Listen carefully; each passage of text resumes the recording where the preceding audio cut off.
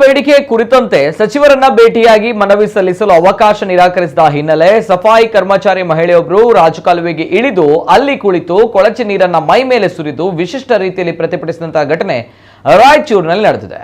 ತಮಗೆ ಪ್ರತ್ಯೇಕ ಸ್ಮಶಾನ ವ್ಯವಸ್ಥೆ ಮತ್ತು ರಾಷ್ಟ್ರೀಯ ಗುರುತಿನ ಚೀಟಿ ನೀಡಬೇಕೆಂಬುದು ಸಫಾಯಿ ಕರ್ಮಚಾರಿಗಳ ಬೇಡಿಕೆ. ಈ ಬಗ್ಗೆ ಹಲವು ಸಮಯದಿಂದ ಒತ್ತಾಯಿಸುತ್ತಲೇ ಬಂದಿದ್ದಾರೆ.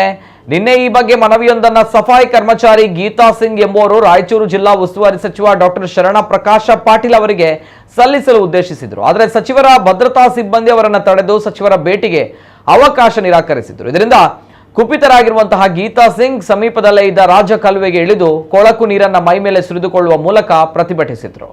ಇತರರು ಆಕೆಯನ್ನ ತಡೆಯಲು ಪ್ರಯತ್ನಿಸಿದ್ರು ಕೂಡ ಪ್ರಯೋಜನವಾಗಿಲ್ಲ. ಆಕೆ ಪಾಲಿಕೆಯ ಅಧಿಕಾರಿಗಳ ವಿರುದ್ಧ ಆಕ್ರೋಶ ಹೊರಹಾಕಿದ್ರು. ಇದೀಗ ಗೀತಾ ಸಿಂಗ್ ಪ್ರತಿಭಟನೆ ನಡೆಸ್ತಾ ಇರುವಂತಹ ಫೋಟೋಗಳು ಸಾಮಾಜಿಕ ಜಾಲತಾಣದಲ್ಲಿ ವೈರಲ್ ಆಗ್ತಾ ಇದೆ. ಈ ಬೆಳವಣಿಗೆಯಿಂದ ಕಾಂಗ್ರೆಸ್ ಪಕ್ಷವೇ ಅಸಮಾಧಾನಗೊಂಡಿದೆ ಎಂದು ಮೂಲಗಳು ತಿಳಿಸಿವೆ. ಡಾಕ್ಟರ್ ಶರಣ ಪ್ರಕಾಶ ಪಾಟೀಲ್ ಅವರನ್ನ ರಾಯಚೂರು ಜಿಲ್ಲಾ ಉಸ್ತುವಾರಿ ಸಚಿವರನ್ನಾಗಿ ಮಾಡಿರುವುದು ವಿವಾದಕ್ಕೆ ಕಾರಣವಾಗಿತ್ತು. ಅವರ ನೇಮಕವನ್ನ ವಿರೋಧಿಸಿ ಜಿಲ್ಲೆಯಲ್ಲಿ ದೊಡ್ಡ ಮಟ್ಟದ ಪ್ರತಿಭಟನೆಗಳು ಕೂಡ ನಡೆದಿದ್ವು.